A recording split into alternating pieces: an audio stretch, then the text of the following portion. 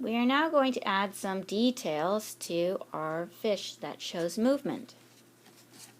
Okay, so I'm opening it up again, and I'm going to add a fin right here in the middle. Okay, first I'm adding the gill with a curved line.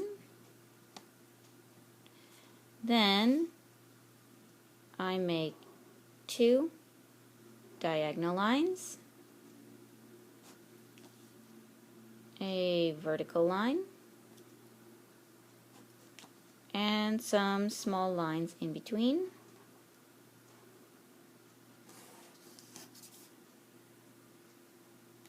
Next, I can add some detail to my back fin, the tail.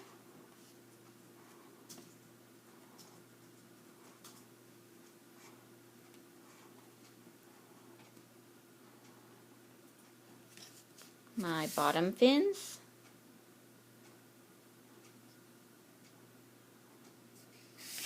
And my top fin.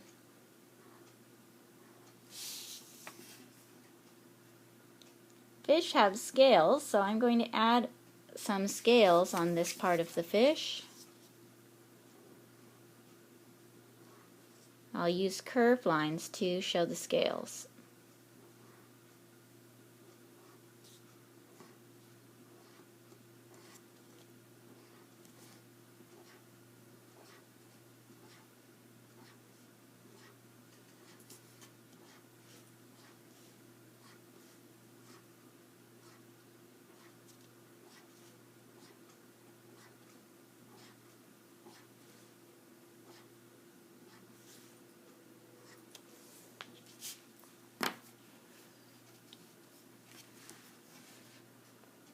Okay, so now that we have our fish, our big fish and our little fish, do you remember how we are using movement in this piece?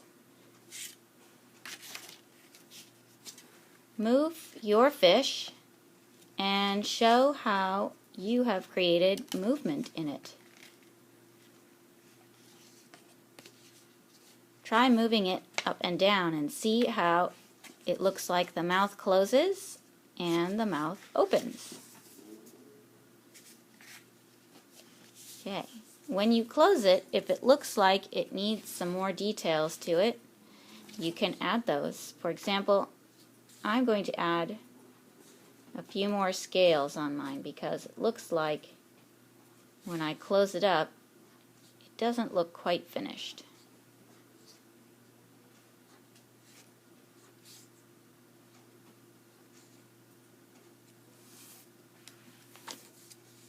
And I'm going to add a bubble.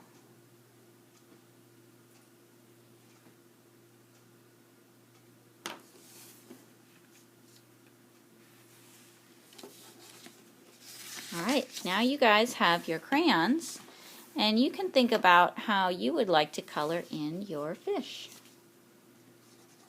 Okay, you can choose to color it with whichever colors you would like it to be. There's all different kinds of fish in the ocean, so there are all different colors of fish in the ocean, especially if they are tropical fish. Tropical fish have really bright colors on them, and lots of different colors too.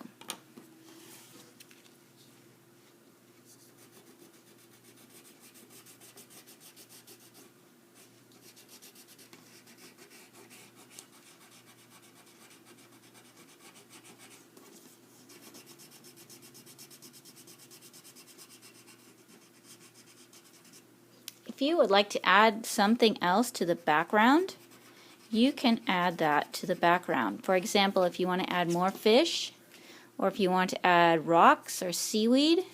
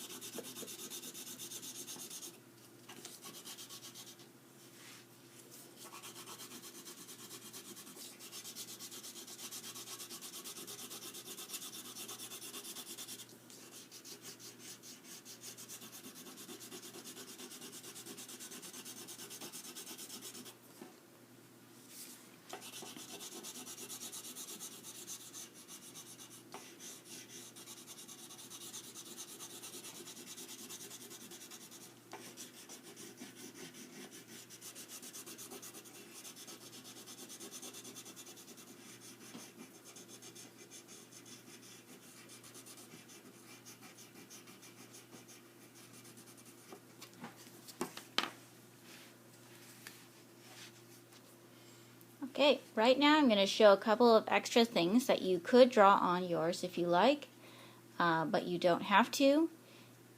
If you want to continue with coloring and you're coloring right now, you can keep doing that. But if you would like to follow me and draw a couple more things on the background, you can do that as well.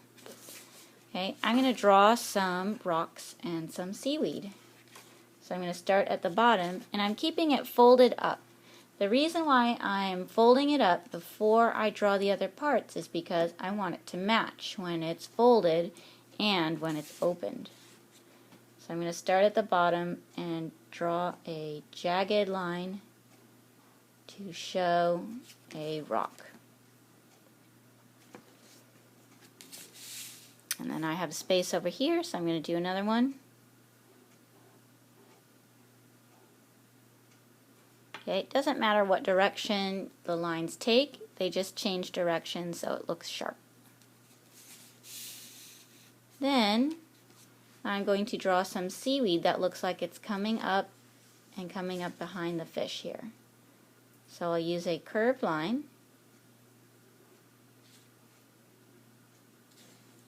Then I pass by the tail and I curve it up.